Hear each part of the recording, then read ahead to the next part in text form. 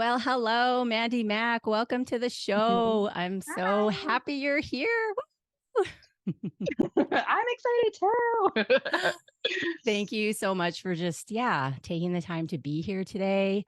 Mandy and I have known each other since, I don't know, like 2015.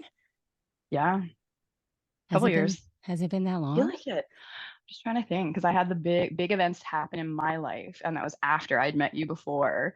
So it must have Mm, been 2015. Yeah. yeah, Oh. 2015. I'm recalling I had a booth at Market Collective. At the time, I was doing Mhm. women's skincare, Got and it Mandy right. popped into my booth, and my husband and I were working the booth, and I kind of just floated off with Mandy into deep Mhm. conversation while Tim had to man my booth.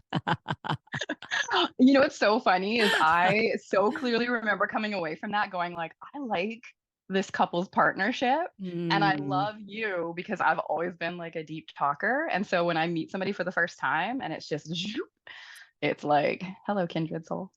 yeah. Well, we've been friends ever since, so apparently we Yeah. both knew. We both knew. Yeah. Yeah. Friendship soulmate moments. So Yeah. romantic. So I know that you're in a place of expansion and offering more courses and workshops online. And of Mhm. course, we're going to touch on all of those things. But before we get into all of that, I'm wondering what was the unlock for you before you found your way into doing what you do now? Where were you before and how did you get to this point? And you can obviously, Mm. you don't need to tell your whole entire life story, but if there's a moment that's coming to mind, you're like, yes, this is where I want to start from. Oh, such a great, like I said, with deep diving. I feel like there's multiple entry points. Hmm. So let me just contemplate that for a moment. Yeah, please do. I like the pause. The pause is where the Hmm. magic happens. Especially when you're a Gemini man, Jen, that has, Yes, you ask me a potent question and I have to sort through the lasagna layers of that's the right. path the conversation could go. Yeah. Well, for one Yeah. that has lived so many lifetimes, such as yourself, I can imagine it might be difficult to track such a moment in time because I'm sure there are many. Yeah, absolutely. So I want to say I kind of feel like there's 2 points Mm, amongst many that jump into my head sort of as the main points in this moment, at least in the conversation. And I feel like you could ask that question tomorrow or a half hour from now, and I may have a different opportunity to share or something else that might pop to the surface for me. mm, So I want to say that, so one of the first points, and this is a trigger warning for me, was actually near death and unsuccessful suicide. mm. So talk Yeah. about diving right in. Right. Let's Yeah. go. Let's go, There we Mandy go. Mac. First 5 minutes. Shall we dive into what really shifted things for me? Mm, And I think like to sort of like preempt that, I've always been very empathic and very connected, and my survival response very much connected to how other people's nervous systems were and things that were mm, going on. And so for me, the pivot point being initially my first near death was because I'm someone who has migraines and I took a medication and accidentally OD'd on it. And I have a very, very vivid memory of what that was like to be on that edge of life and then have like this conscious awareness in that moment of like, I think I'm going to die. And then immediately mm, popping up and out of my body and feeling what it felt like to be weightless and mm, disconnected from the human realm, like the emotions, the heaviness, and all of those things. And then hearing literally in my experience, like, not now. And then immediately feeling myself being sucked back in just like a vacuum. And obviously, there's mm, more nuance to that story, but the gist of, I think, where we can tie this into my story is that it gave me a contrast. It gave me mm. the opportunity to like really feel into how beforehand life was the way it was. And now I had this huge contrast of what it was like to have a bigger picture Yeah. and to know what it felt to be unburdened in a way that, to this day, I can't fully put into words. Mm. This is an interesting one. But with it also came the knowledge of the contrast, which meant that, like, because I had this contrast of freedom and spaciousness and being unburdened, coming back in then became this nuanced experience of the depth of pain, of Mm. discomfort, of people's emotions, of how much people mask and pretend, and being able to feel that nuance now. And that became a really, really big part of what the fuck, you know? Like, I feel like that was a big teacher for me that cracked open everything in terms of my perspective and really sort of I want to say, like, unhooked me from what we subscribe to as beliefs and ideas Mm. and ideals in the world, in a way that I could see through the falsity of it. And I know that sounds like a big and broad kind of concept, but I feel like we're constantly trying to unburden ourselves or unpack or create awareness around patterns and beliefs and ideas and ideals. And it was like that all came crashing down, and suddenly I could see it, and I could see it fucking everywhere. And at the time, I was quite young. It would have been 14. Mm. Yeah, 14, 15 when that happened. So, as most community goes, you survive death. It's pretty exciting, but there's not a lot of thought about what does this do to the psyche? What does this do to the emotions? What does this Yeah. do to a nervous system, Yeah. in its own way? Yeah. And so, Not to interrupt, but I was just had the thought of I died. Now what? mm-hmm, mm-hmm, You truly. know, Mm-hmm, I just had the ultimate experience of death and then coming back into a body with all of its conditions, with all of its new abilities. For certain people, it can take a lifetime to even figure out mm-hmm, how to live in a world when they're highly sensitive or highly empathic. And so when you're already that, and then you leave and you come back and that's turned up, the dial of mm-hmm, that is turned up, what a learning curve. And what a thing to have to learn, especially at that puberty age where your body's just already coursing with all of these new hormones and yeah, all of this mm-hmm. stuff. So I just wanted to hop in with that. Thank you. I Yeah. appreciate that witnessing. Yeah. Yeah. And it's interesting too, because just to kind of like sidebar for a moment, I think that's partially why I really love working with people who have had near deaths, is because Mm. there's a very specific experience of the before and after that's similar to like Vision Quest or other big introductions to life like motherhood, marriage, etc. There's Right. a before and after delineation that happens, that there's very interesting nuances that to comprehend and to integrate can be really fucking challenging if you haven't been there or you don't Yeah. understand context. So, Mm. yeah. And Hmm. so what do you feel at that time helped you to begin to integrate, or was it even during that time? Maybe it was many years later. You mentioned as Yeah, well an attempted suicide. So I wonder if that was like how that tied in to the picture as well, absolutely. if you're comfortable to share that. Yeah. Absolutely. Yeah. Yeah. No, I've done a lot of work around it. And it's something that, again, I love working with people who've been through this journey as well, because when you're on that precipice of choosing life or death, and you choose death and you are not successful, coming back again, mm, let me tell you, is a rude awakening in a different kind of way, for Yeah. sure. And so for me, I think between that age and then I believe I was 17 with my attempt. And so very interesting with this part of the experience. I had a lot of emotions that I couldn't handle and a lot of Mm-hmm. perspectives that my nervous system and my community couldn't comprehend. Right. And so I got to the point where I was just like, fuck it, I'm done. And I did. I wanted to go back to that weightlessness because I now knew the contrast of it. I was like, yes.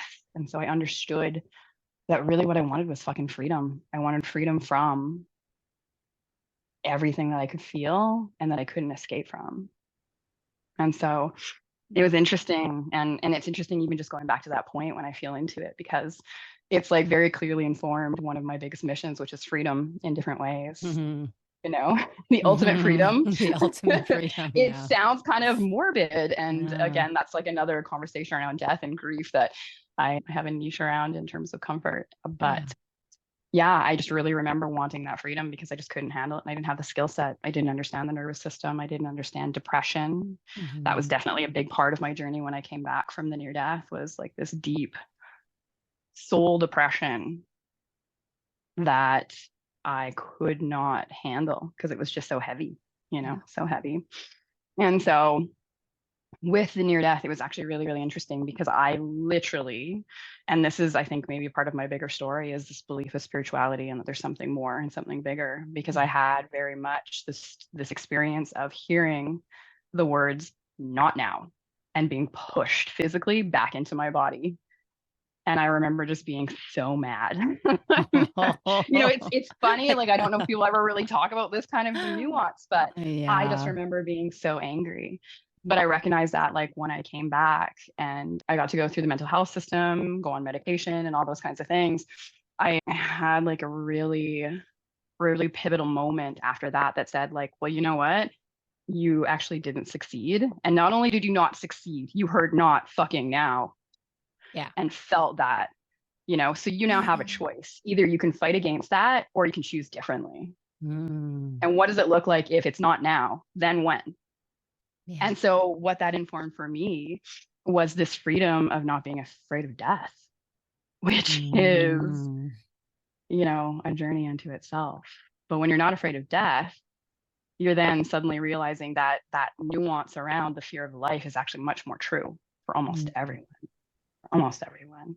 But in my case, it also informed a deep curiosity of living all of life to its absolute fullest, because I Mm. felt like if I was here and I was meant to be here for a reason, unbeknownst to me, then my goal in life was then to find that, Mm. be curious about it, to learn, to grow, and Yeah. explore, which, as you know, has been a huge part of my journey in any and all ways. Mm. I Yeah. mean, I'm loving that you're speaking to the nuance of this. And what I find fascinating and interesting about what you're speaking to, I mean, well, all of it, because how many of us have experiences of going to the other side and coming back, you know? Mm-hmm. And then also to come back with this sort of like PTSD just about coming back. Like that's kind of like how it's circulating in my brain, It's like, whoa, Yeah. that journey of someone who comes out of a traumatic experience and maybe like, Mm-hmm. buries it away for many years, or however that comes back out to the surface. Quite often that is the experience of like, holy Totally. fuck, how do I deal with all this emotion? How do I leave the Mm-hmm. house? How do I do the things that I once did because I don't feel okay? I don't feel the same. My body feels weird. My mind feels like off kilter. All of these things are happening and I can't see a way through. Mm-hmm. And then to be forced with this kind of like stern hand of God, spirit, whatever you want to call it, saying like, sorry, Yeah, let's try. you got some things to do. And then you're forced with this decision, a choice. Either you can paddle up the stream Mm-hmm. or you can go with the flow, and that's also not necessarily a journey of ease either. Mm-mm. Nope, not even a little bit. But then there's like your spirit, of like Mandy Mack, adventurer, freedom fighter. Like if I'm going to do this thing, I'm going to do it and I'm going to explore and I'm going to be open and I'm going to be curious. So Mm-hmm. that is such an element that I admire so much about you, your curiosity and your willingness to go into these topics with folks, your willingness to have these open conversations that are considered like taboo or whatever it is, the nuance of these things, because there's so much. So thank Mm-hmm. you for bringing that to the table. Thank you. Yeah, absolutely. I believe there's so much that can be mm, connected to in safe conversation. Yeah. Yeah. And And I there's so much wonder, healing in that. yeah, Sorry, go I ahead. it just leads me into another question. Like, was Mm. there a sense of abandonment at all that you felt? That's a really wonderful question. Mm.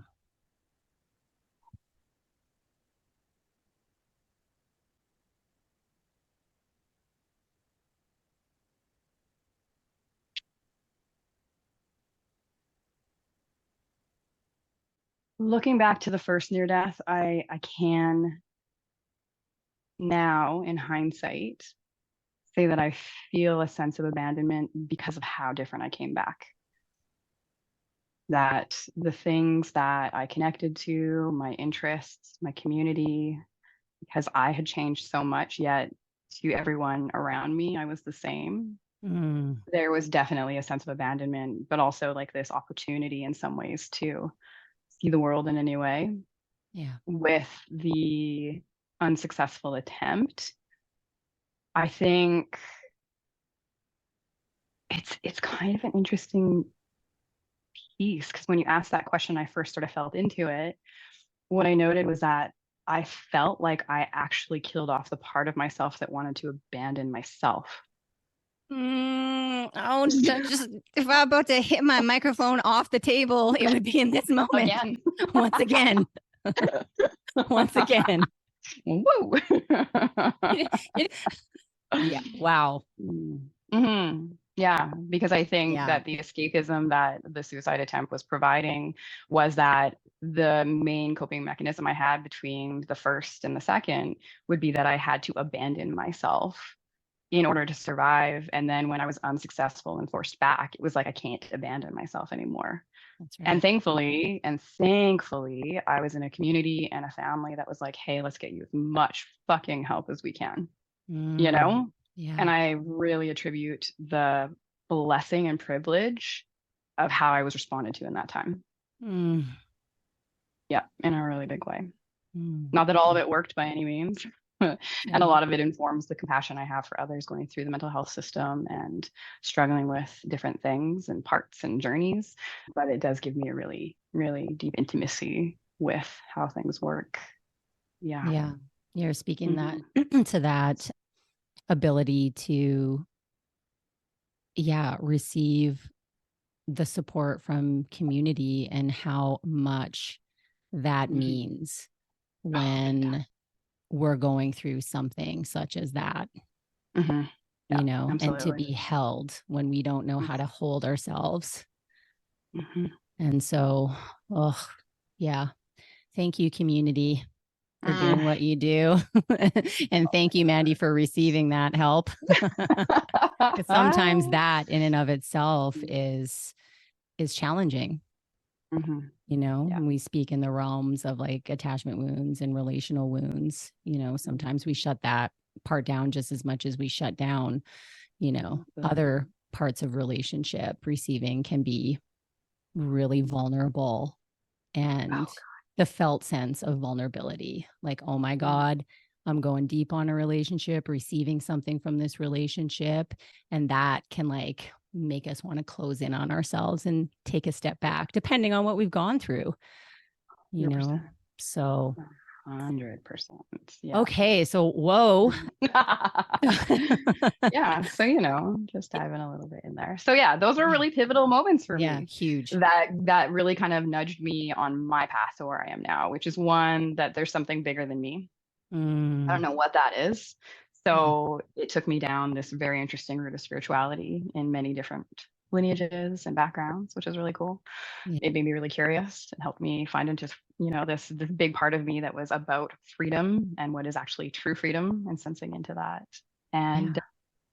yeah, those were kind of like the big ones. And what is freedom looking like for you these days? Oh my Mm. gosh. Hitting it home, Lisa P. Hitting it home. Hey. For me, there's this Oh, quote where like I remember, and I'm gonna probably mess it up, but it's essentially this idea that the last freedom is choice. And I love that I mm. have choice in my life. Oh, amen. Okay, I'm not a religious person, but Right? amen. It's all about choice, isn't it? Because when we Mhm. feel we don't have it, what Yeah, happens? exactly. Yeah. Yeah. Yeah. And I feel like it's one of those concepts where like, it sounds really simple, but it's not necessarily easy because Mm, we have so many layers that give us the opportunity of choice, when we're burdened by that, by our nervous system, by our traumas, by society, by where we're born, by our mm, relationships, by our locations, by our jobs, like yeah. there's so many layers where we don't even realize we don't have choice or we've already given up choice in some way, shape, or form. Yeah. So what's freedom looking like for me right now? I got a freedom of schedule. I've got freedom Hmm. of creativity. Hmm. I've got freedom of like having really great support systems in my life right now so that I can be met in those Yeah. places when I need to. And yeah, freedom's feeling like I have lots of choice right now. Feels really good. Hmm. Beautiful. I'm also Mhm. curious because I know that you hold a lot of wisdom and carry a lot of different, God, I don't even know. I feel like there needs to be a better word for healing modalities. It's like helpers, still not quite cutting it, but it's like this yearning, this want to first like seek for ourselves.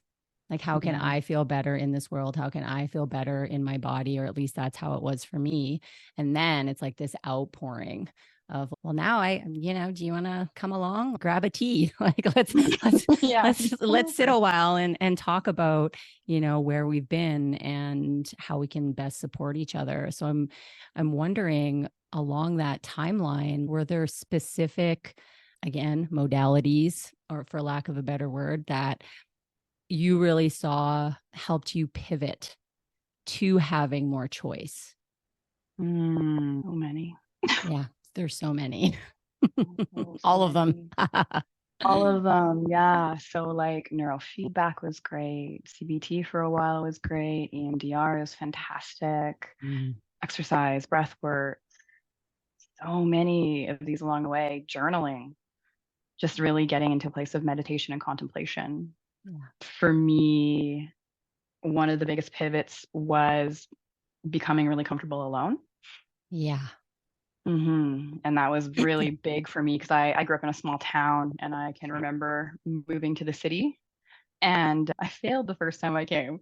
And I say that in the most loving way, in that I think I lasted about 6 months. But what I acutely realized in my first 6 months of being, and I moved to Calgary actually, was that I actually didn't know how to make friends Mm. because I had grown up in a small town and I grew up with people. So the concept of making friends was like, Mhm. the way you get to know people is through people. So you're That's always right. getting a soft sort of introduction to it. And I remember coming to Calgary and really running into like this deep sense of loneliness, like soul loneliness in the ways of like, Mm. I've always had family and friends around. As much as I have extended family here, they weren't within like my intimate inner circle. So Right. feeling for the first time untethered, that was like a really interesting part of the journey. And Yeah. so I came back a second time, and my goal literally when I came back was to learn how to make friends. It sounds so funny and so cute as like It an is so 18-year cute. old. I'm like, I'm going to move to the city and learn how to make friends because I actually don't know how. Girl, it is funny. It I, is cute. And I also relate because same. I mean, Regina, Saskatchewan's probably bigger than where you're from. In fact, I know it yeah. is. But yeah, the Yeah. friends were just provided. Along with Yeah. the They were built friendships in. came, job opportunities and all of that. It like Yep. came through Oh, the people that you knew. And then moving to the big city, it's like, oh, you alone now. You have to yeah. learn how Yeah. to do this. So yeah, feeling you on Yeah. that one. Yeah. And I mean, with that, there's like a lot of opportunity too, because you realize that like who you are is in the witnessing of the people around you. So now That's you can right. actually see these different facets to yourself, which Mm-hmm. worked out really well. But I can like really remember one particular moment, and I've shared the story a few times, like when I've done women's circles and that, where I had read, this is back before technology was so huge, and I don't even think internet was on phones, but I remember getting a magazine and there was an article with Tyra Banks, and she was talking about how every woman should be able to go to a movie and should be able Mm. to eat out by themselves. And I was like, I'm lonely as shit. I haven't been to a movie in ages because I don't have any friends. I remember going like, you know what? I'm gonna go to a theater and I'm gonna watch a movie. And I remember in this article it specifically said like if you're gonna start somewhere, go to a theater because you can go a little bit late so people That's don't right. see you. You can kind of like sneak in and find your Mm. seat. So if you're feeling really self-conscious, you can kind of eliminate that a Yeah. little bit. And I was like, all right, this. I'm gonna like take myself to a movie. And I can very, very clearly and distinctly remember the felt sense of this experience because I remember going into the theater being super, super nervous, getting in, getting my seat. And then I remember sitting down and then watching the movie, and I was like, oh, this is great. I love this. But I remember this one part where it was really, really funny. And oh, you just froze. Are you still there? I am still here, but maybe not on your end. We'll just wait a second and see. Perfect. Perfect. Yay. Okay, we're back. We made it through the internet Oh, gods. okay. So for me, I was sitting in this theater seat and I remember this really, really funny part of the movie. And I was like, slapping my knee laughing. And I literally remember turning my head to be like, that was so funny because I'd never been to a theater alone and realized I was talking to no one. And in that moment, I had like one of those really silly pivotal moments of going, oh, fuck. I'm really by myself right now. And then the next moment was like, I'm actually 100% okay. And it was just such Yay. a funny feeling of like, oh, if I'm okay doing this, then what else am I okay doing? Mm. And so So, then that became the next part of it. It's like, what else? and so did you actually end up going for dinner by yourself? I don't know if you heard that part, but did you actually end up going for Oh, dinner by yourself?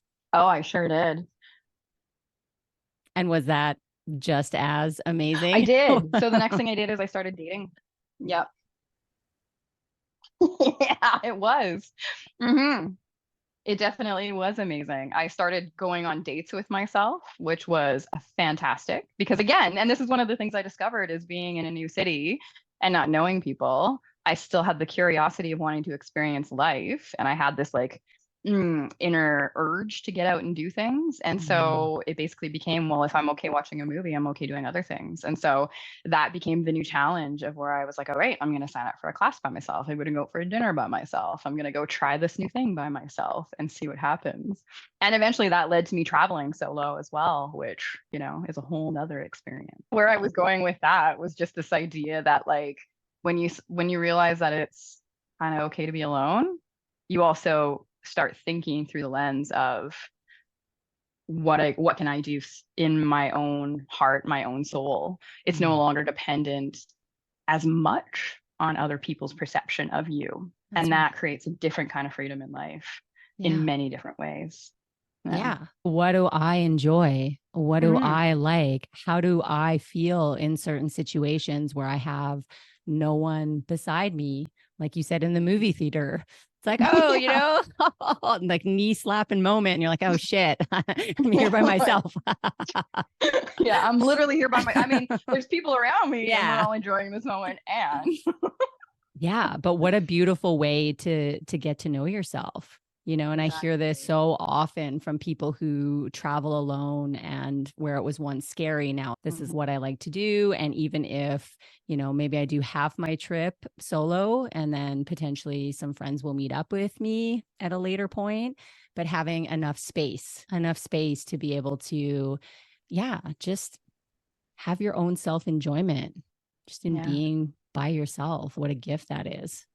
Oh gosh, absolutely. And I think for me, looking back, that's how I really started to understand my own nervous system because Go I grew on. up so in the empathic side of things that it wasn't until I had to choose my own joy by myself Right. that I then got to feel my own nervous system, feel nervous, feel insecure, feel Yeah. uncomfortable, and then come to a place of regulation all on its own without needing to appear stronger for someone else or weaker for someone else or show up in a certain way in posturing that I Yeah. could truly just practice showing up Yeah. in my authenticity because there was no one there to witness, no one there to judge or otherwise.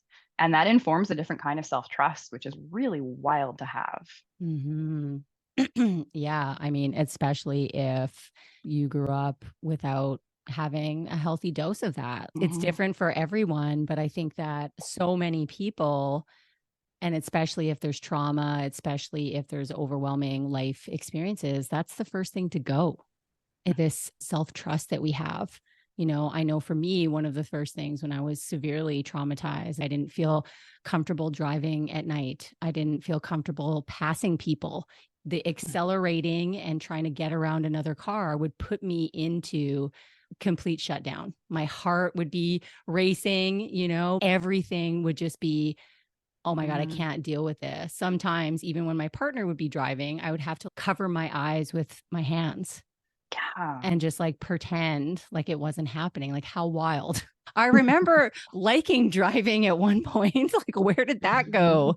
And there was just too much uncertainty around every corner. There was this lack of trust that everything would be okay. Absolutely. And you're tracking so much in those Yeah. moments too. You're tracking so much with your nervous Yeah, system, with your eyes, with all of your senses. exactly. And when you're caught between, the past and the present, it is such a challenging place to navigate. Yeah, Yeah. Yeah. absolutely. Self-trust, man. It's such a big one, right? It really is. And it's funny too, because I've had people ask me on my journey, like what specific things have helped you the most? And I'm like, Trust. well, Traveling if I were to alone. give you a broad concept, it would be about trusting myself, about connecting to my intuition and allowing my curiosity to be my guide, knowing that Yeah. I've got my own back and I can say no and I can leave situations. But layered into all those is so much. Yeah. There's so much nuance to each part Yeah. of this So broader much. concept, right? Yeah. And would you say that welcoming back in or bringing back in that self trust led to a greater relationship with your intuition? 100%. Oh Yeah. God, yeah. Yeah. Most definitely. And that's one of the things I credit travel as like a good introduction to for me solo was Mm. that, and I think a lot of other people who've traveled solo will mirror this as well, is that you really have this opportunity to trust and but also make mistakes and learn from them, Mm-hmm. hopefully with calculated Mm-hmm. risks. Right. You really get to live in a way that's more instinctual and Yeah. you get to choose from this place of like, well, what do I want today? And Yeah. so you get to then reinforce that self-trust, reinforce the intuition that then shows up all the way through, which is really cool. Mm. And that's not to say that you don't get to lose it, as I also got to do, Right. about 6 years ago, but So, that's a whole other journey. and what you're speaking to is important because it's Yeah. like life doesn't stop happening. And so even Mm-mm. though like you've had all of these incredible experiences, you've also had a fair amount of trauma, Yeah. And so in between those spaces of trauma and overwhelm and things that override us, there's Mm-hmm. this in between time to repair, Yeah. to build up our reserves of self trust, to learn how to be comfortable within ourselves, self regulating. Mm-hmm. That's another element. And that's basically what you're speaking to as well, to learn how to regulate one's emotions, how to sit in the uncomfortability of extremes Mm-hmm. sometimes as well, and to know when that leaves as well. Mm-hmm. Exactly. But then Can you there's track when that changes? That's right. And interesting, sometimes the weaving in and the length of the journey required to come back home once again, Mm-hmm. Yeah. and it's never linear. It's never, ever linear. Ever. It's Yeah. not just I did this and now I'm healed. I saw this person, now I'm healed. It's this windy road of fucking cliffs and daggers and rainbows and sunshine, right? You're just like, whoa, like, Yeah. Mm-hmm. avoided that one. Oh, no, fell into that hole, And so Absolutely. Yeah. this past experience, your most recent one, how did you know after this past experience that you were coming back into self-trust? Mm-hmm. Yeah. Well, interesting. I want to answer that, but can I ask you a question? Because Oh, there's been yeah. something that's kind of been on my mind, and I've had a conversation about this with a few other people, but I'm curious your Please thoughts. do. Yes. So this is going to the trust conversation. So we're not totally pivoting off topic here. Mm, I feel like for me, my journey was that I started with a deep degree of self-trust. I had it reinforced through a couple of the journeys I already shared today. yeah. And then I lost it. And Yeah. then I've had to come back to it. Right. And so my question, and I'm curious on your thoughts of this, do you think it's harder to have it, have lost it and found your way, or to never have it and find it for the first time? That's an incredible question. And, I can only answer it through my own perspective. And Mhm. that is one of I don't know. Love it. I actually don't Mhm. know because for me, I came in with many elements of self-trust, Mm-hmm. and then really early on, that self-trust was taken. Mm-hmm. And so I had a very short amount of time where that self-trust was developed, and it was still in my developmental phases, but it still was a sliver. Mm-hmm. And that sliver was enough throughout certain times in my life. It was in my nervous system. It was in my felt sense of who I was. So I had it, and then I lost it. And then I had it again and I lost it. And so I guess now, to answer your question, to have had it meant that I remembered that it was there. And Mm-hmm. to have remembered that it was there saved me, I would say, in many, many circumstances, in many times where I felt like throwing in the towel or giving up, or, in my houseboat in the middle of the street being like, take me, please. Not to make light of it, but honestly, Absolutely. that's, Truly. and I don't know if there's ever a time where we just completely don't have it at all. Life gives Mm-hmm. us so many opportunities to feel what it's like to have some of that, even if it's the tiniest amount, even if it's I learned how to ride a bike and I fell and then I got back up and then I fell again and then I got back up. That's a form of building self-trust, learning how to drive, learning how to skate, learning how to do all of these things that become implicit memories. They all build into the self-concept. So Yeah. it's such a multifaceted, I know. multidimensional question. And I love it because there's so many different angles.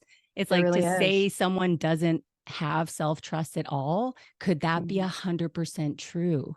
I Yeah. don't know.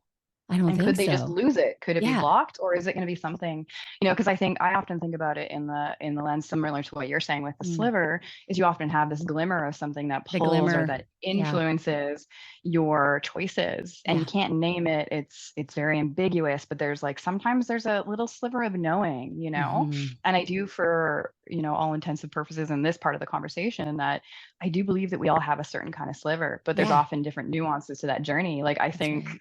throwing it back to mine, having lost that self trust, it was really challenging, because what I didn't realize is that I needed to grieve the loss of it before I That's could right. reclaim it.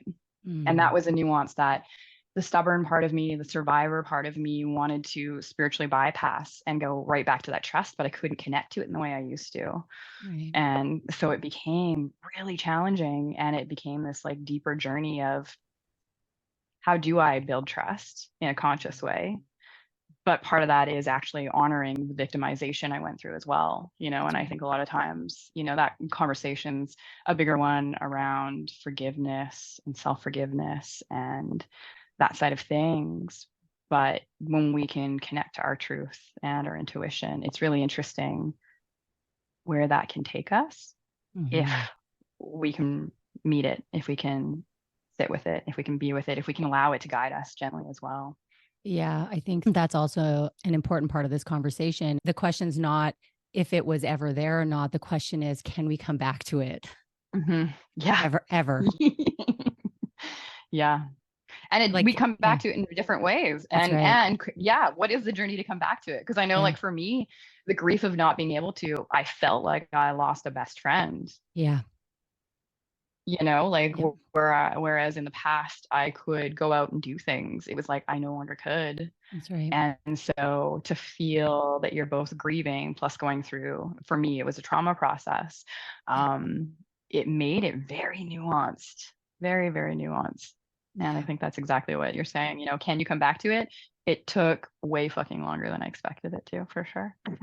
Yeah. And you know what? I also think that sometimes, these moments, I mean, probably not Mm, sometimes, probably all the time, yeah. they put us back into connection with what we really want, with Hmm. where we're going. And that changes every few years, every decade. The things that I liked when I was 20 are not the same things that I like that I'm 42, Mhm. And so, irregardless of the trauma and coming back to self, there's all of these opportunities to meet ourselves where we're at. And when we constrict ourselves to one time period, Mhm. to one version of ourselves, and that can vary. That happens a lot through trauma. Well, this happened to me and I'm just going to stay here because it's Mhm. scary, it's familiar, and holy fuck, I don't know how to get out of it.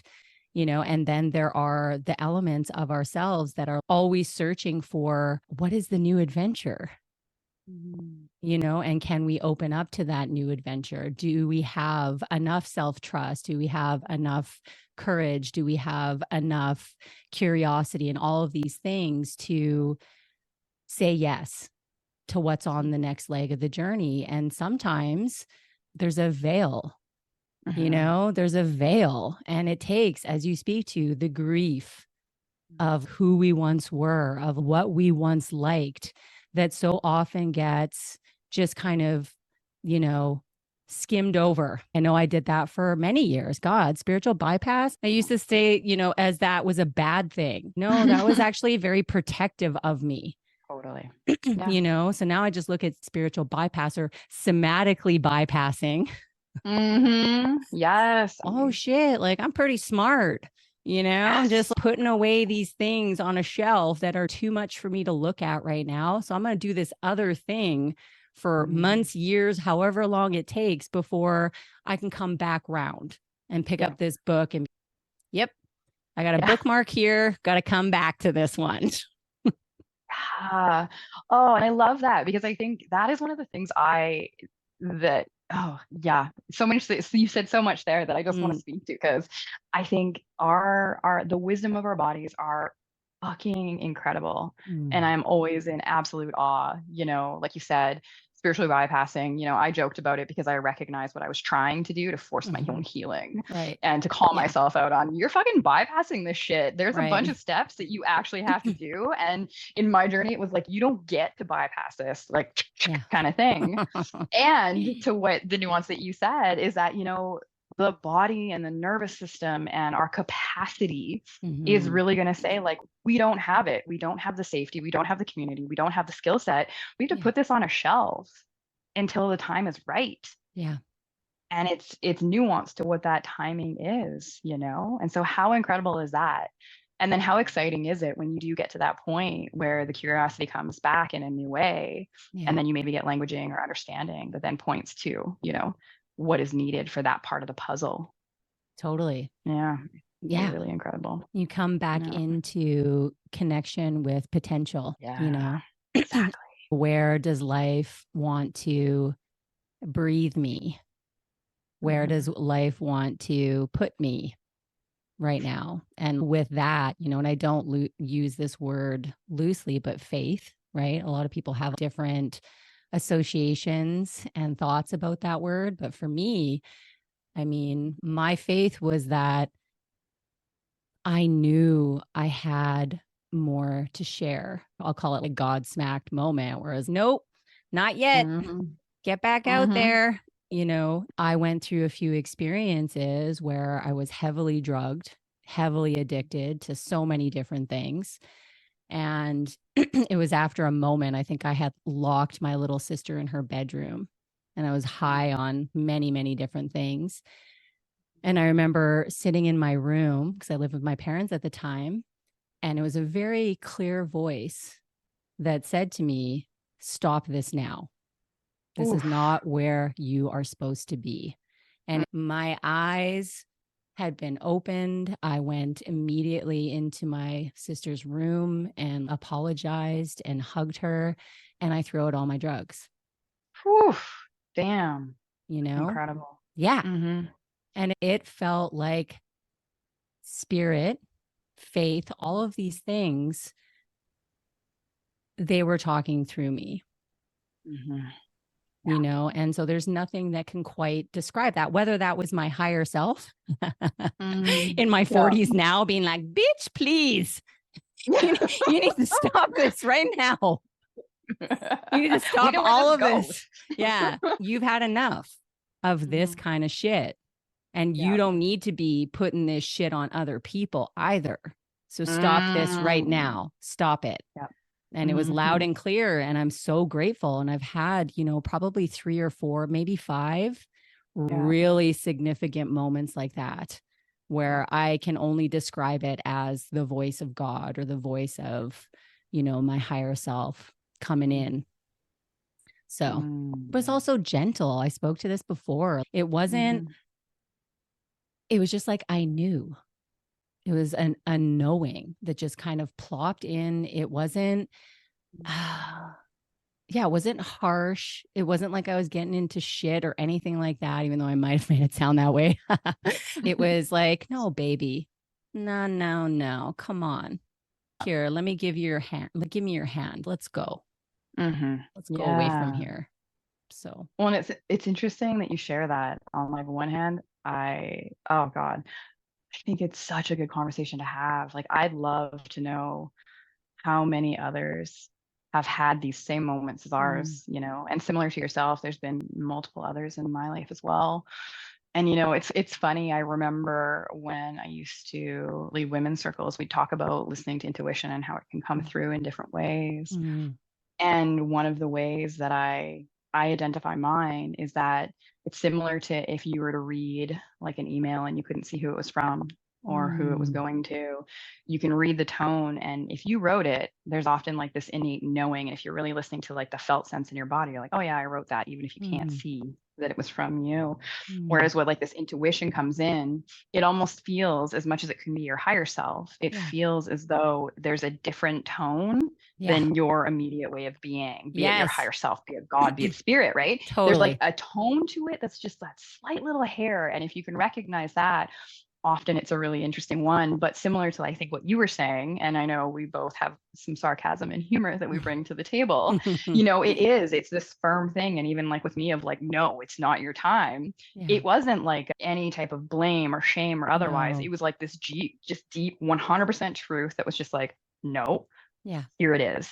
And then it was like smacking into that reality. And then that became the new merged reality, because it was like, this is not your path. Yeah, it's an interesting one, and that bleeds for me into the conversation of, like, are we here for a reason and purpose? And that's a whole nother conversation. But when we have those moments, Mandi Mack, episode 2, why are we here? I have an answer for that as well. So let's book it. My answer came when I was literally like 6 years old. So I have an answer for anyone who's looking for one. Oh my God. I think we're all looking for it. Tell us, what did 6-year-old Mandy have to say about this? I would love to know. All right. So I for sure popped in as a bit of what people will often call an old soul. So I'm immediately being flooded with all sorts of interesting memories of me being this little wise child that people were like, what did she just say? Yeah, I can see it. Yeah, for sure. But for me, I remember actually having this question, and the answer that came to me is that we're here to learn and grow. Well it's done. really simple. Well done, little Mandi Mack. When I overlay that with like near death and having more wisdom and information there, and that's another conversation, it's like, why not be here to learn and grow? And you can take that in many different directions and many different layers of like depth as well, but if you can look at it through the lens of opportunity, it really does shift a lot of perspective around hard times, situations, relationships, pivot points. Yeah, absolutely. Okay, so episode number 2 canceled. We discussed it. The case is closed. We're good. Closed. Next one we'll talk about something else fun instead. Yeah. Next time it'll be light and not about death and craziness like that. And yet here we are in this lightness of the conversation and the reflection of the pretty shitty, dank places that we've both found ourselves in multiple times throughout our lives.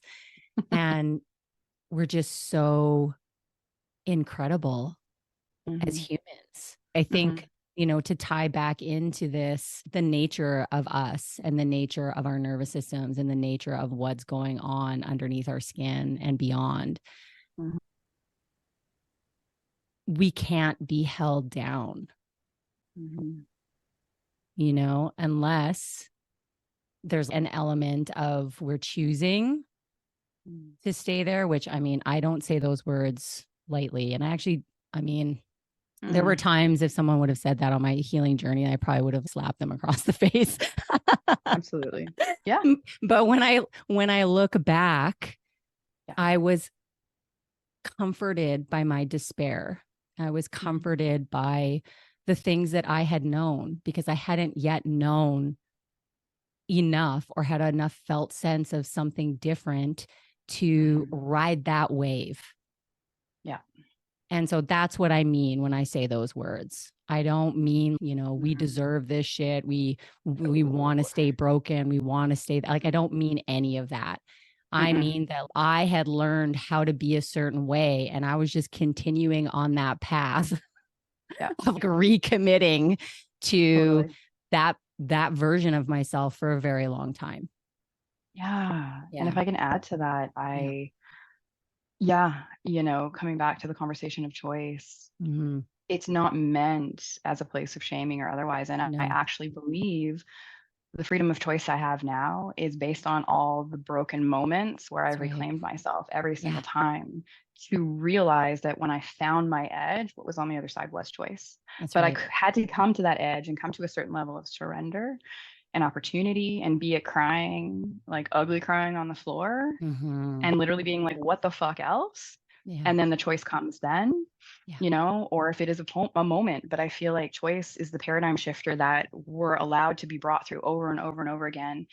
If we can create space for understanding that, then we get the nuance of choice each and every time. And then we get to keep that going forward.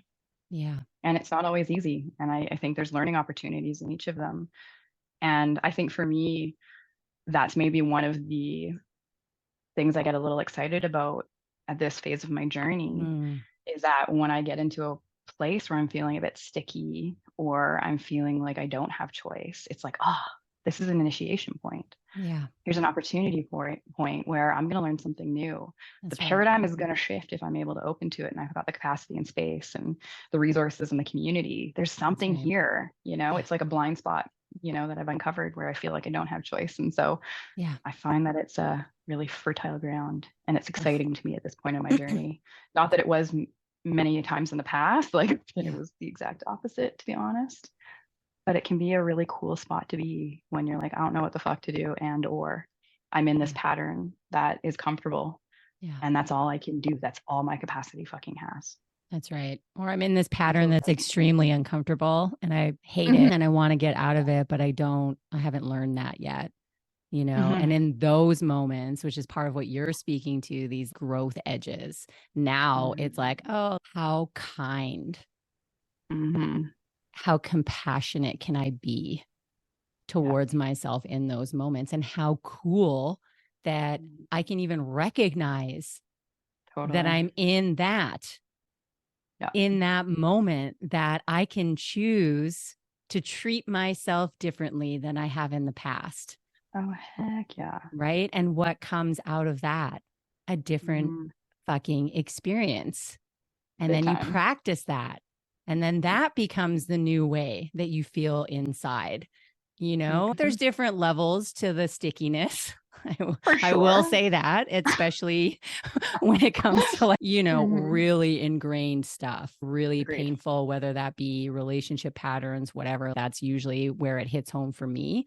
There's a lot of like fearful avoidance and disorganized attachments living within me.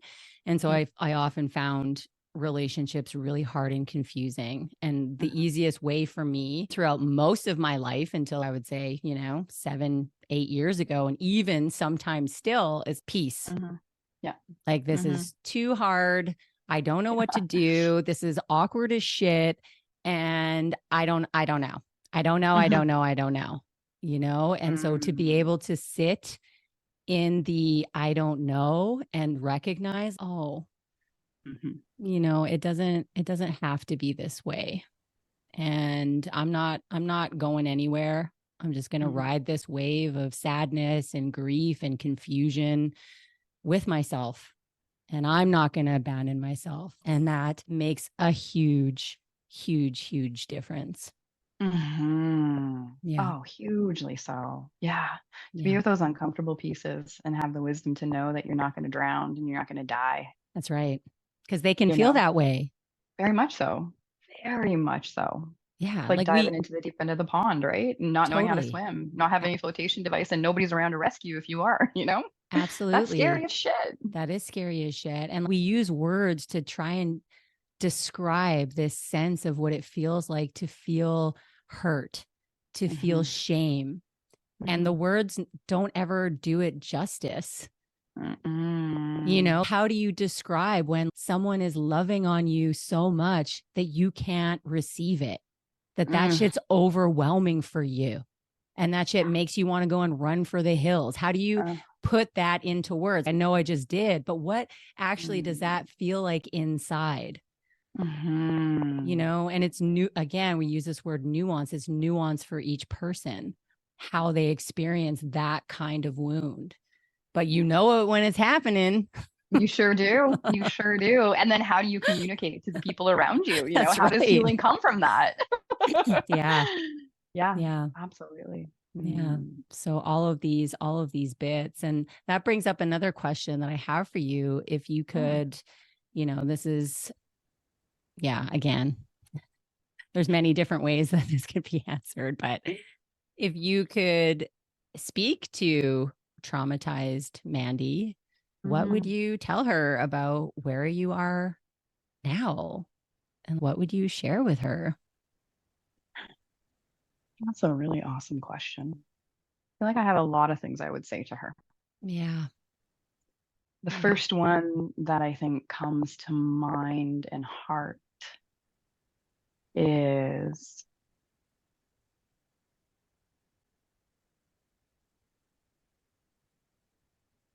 to find a way to feel the hurt Mm. and be held in that earlier in the process. Mm.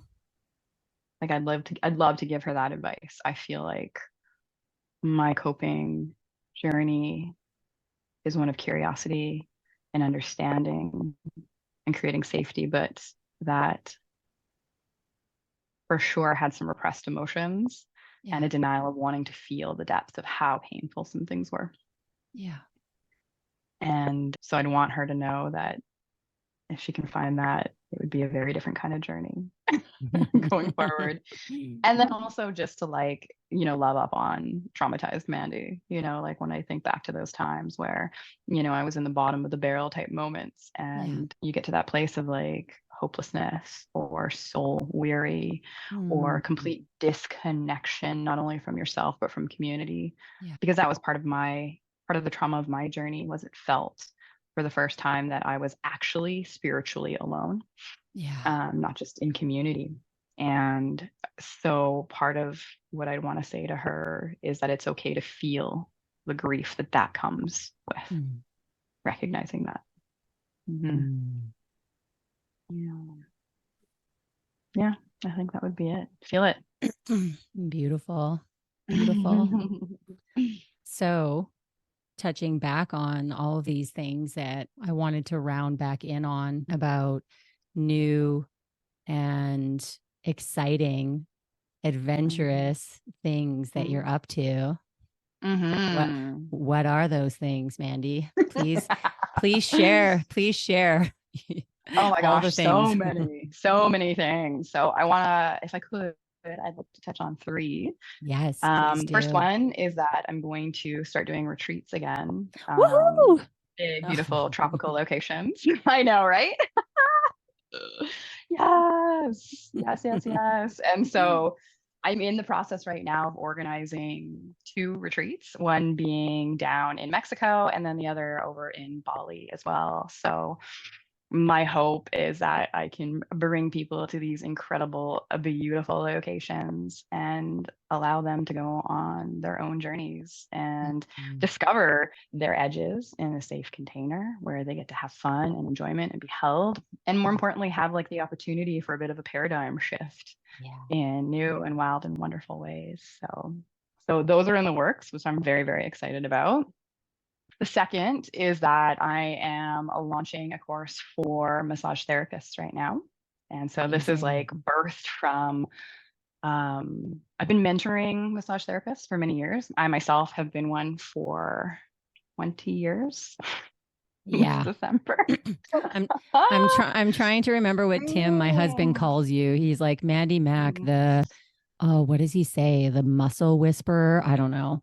Oh Anytime my I God. talk about, he's like, yeah, the muscle whisperer or something. Like I'll have to ask him what he calls you. But anyway, I'm continue. gonna be really Yeah, curious. I'd be so curious. I know, right? I jokingly say that me being a massage therapist is my gateway drug. Like people come in to see me for massage, and that's then the right. scope of everything else I do gets to be the case. Yeah. But in as I have gotten to a career of 20 years, which is very rare in the field, by the way, Mm, I recognize that there's some really cool parts along the way that I developed as an entrepreneur, as a massage therapist, as somebody who has integrated spirituality and other parts to yeah. massage therapy, including a diverse background that includes Thai and Ayurveda and all sorts of things. Mm, And I still to this day get the same complaints from people going for massage, and they often come to me and I find out about them. And so, between mentoring massage therapists that have been struggling to get their practice off the ground and also mm, getting the same freaking complaints that I've heard for more than 20 years, like yeah. often I'm very blessed in my practice. I get people who fucking hate massage coming to see me, and we get to work through why that is. And I really, really understand that there are some really, really simple concepts. There are really simple processes that can be learned very easily for therapists that can basically merge some of the nervous system stuff that we've already been Mm, talking about to really support people. And I also have a bigger belief that massage therapy right now, with AI becoming really big, with this digital world, we're that's really right. separating from having in-person contact. And the nervous systems are showing it post-COVID as well. Yeah, And so there's a new skill set that's needed within people that are working one-on-one, and the that's massage right. therapy world is a really intimate one. So if Yeah. I can help support massage therapists to, number one, be successful, support themselves in a balanced way, but then have these skill sets that really help them have a thriving practice, then Mm, you know that there's something so exciting about other people feeling successful and doing it in a way that has this beautiful ripple effect on all the people that they touch, both yeah. literally and like figuratively. Mm. So that's my other really exciting offering that I'm really excited about. And then the final one is Yeah. extra exciting. So I'm just in the process. It hasn't launched yet, but hopefully by the time this goes live, it will be up and running. Is I've actually created a journal for my clients. It started out as like a home care practice that really Mm, works with the nervous system. A lot of people work with gratitude journals and that kind of thing. And what I realized really early on is that we don't talk about the shit, we don't talk about the dirt. And when it comes to nervous system mm, regulation, when we deny that and we only go to the gratitude, we really miss out on a lot. And that's right. so this is like a really potent tool that works with attachment, it works with the nervous system, and most importantly, it really allows us to witness ourselves in a way that helps us feel a resource. And Mm. I've got reports back from most of my clients that try this practice that their sleep is better than it's ever been. Oh So my we have this God. beautiful side effect that Yes. comes along with it. Yes. Yes. So yeah, Yes. so it's a very exciting practice, and I'm actually in the process of creating the companion course as well, just to take people through it, because on the surface it looks pretty simple, but the depth of how we approach it and how it works, and then the nuance we bring to it, is really well thought out and something that I use myself, and it is just something that makes my life feel a little bit easier. And I think if we can do that with a little practice in the evening before we go to sleep, that can sort of Mm. ripple out into the world in a wonderful way as well. Yes. Well, thank you for sharing those very exciting, very Mhm. inspiring new things that they're happening for you in your world. And I'm also wondering, how can people find you? Where Mhm. can people go? Absolutely. So you can check out my website, mandymack.com, Instagram, same name, Mandy Mack. So easy. Perfect. I know, and my name is really easy to spell too. So it's fantastic. Thanks, mom and dad. I appreciate it. Yeah, and I'm also on Facebook too, although to be really honest, I'm not that active on there. So probably Instagram and then my website would be the best two places to find me.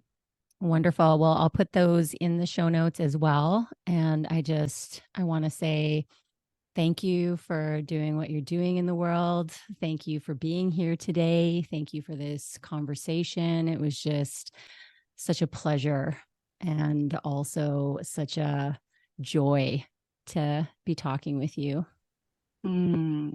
Likewise. Thank you for the opportunity. And in my heart, I'm just sort of feeling back to some of the layers of which we've talked about. And so I appreciate you for creating this podcast and creating this opportunity and the safety and space that you do hold. So thank you. You are so welcome, friend. I hope that you Mm. have the most beautiful rest of your day. And bye for now. Awesome. You too. Take care, my dear. Bye. As always, thank you so much for listening. Life is busy, so it means even more to me that you are here. Listen, we've got so many great episodes coming up, so please make sure that you follow along on Apple Podcasts or Spotify or wherever you are listening. And if you appreciate these episodes, please do us a favor and leave a review and share the show with anyone you think this episode would benefit. See you again next week. Bye for now.